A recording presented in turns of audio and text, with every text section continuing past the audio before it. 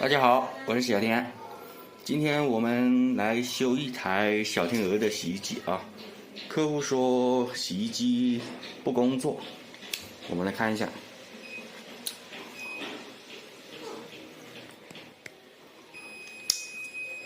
它确实里面都不转啊，像这种洗衣机一般开机会要先转2下。然后它现在显示故障代码C8。像这种有故障代码的家电，我们修起来一般很简单啊。像小天鹅的这种波轮洗衣机显示C8，一般就是它的变频板有问题。变频板的话在电机的下面。现在我们把洗衣机整个倒过来看一下。我们现在把这个洗衣机倒过来了啊，我们把这个底板螺丝给它拆了，给它拉出来。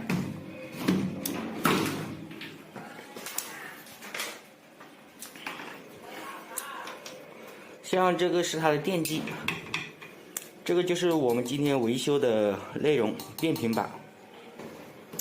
像这种的变频板，我们维修之前啊，因为它是一个变频通讯故障，一般我们先要检查它的插头，这些插头啊，看是否有松动的痕迹，而且用久了有水汽啊，怕它产生霉变。如果就是说我们把这些插头拔出来，重新插一下，或者看一下里面也没有发霉的痕迹，一般我们再考虑这个变频板的问题啊。电机损坏的几率比较小，我们拨动一下这个电机也没有发现有太大的阻力，所以我们一般可以排除一下电机。像它这种插头，我刚才拔出来看一下，也没有什么发霉的痕迹，它这个洗衣机还是比较新的啊，所以我们一般只考虑这个变频板有问题，我们找一个变频板给它换一下看一下。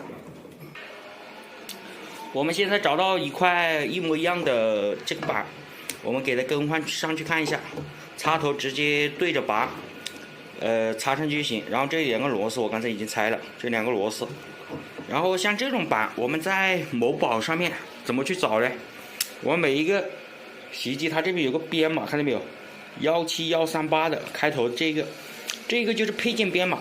一般我们只要找到这个配件编码，上万能的某宝上面跟客服聊一下天，就可以找到一块一模一样的，能少不少钱。现在就已经换好了，然后我们给它试一下机装上。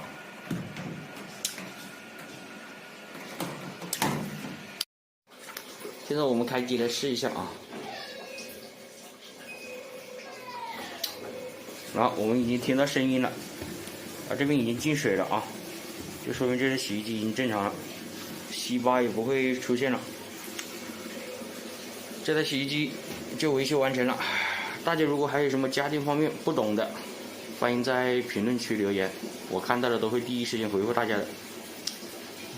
谢谢大家观看。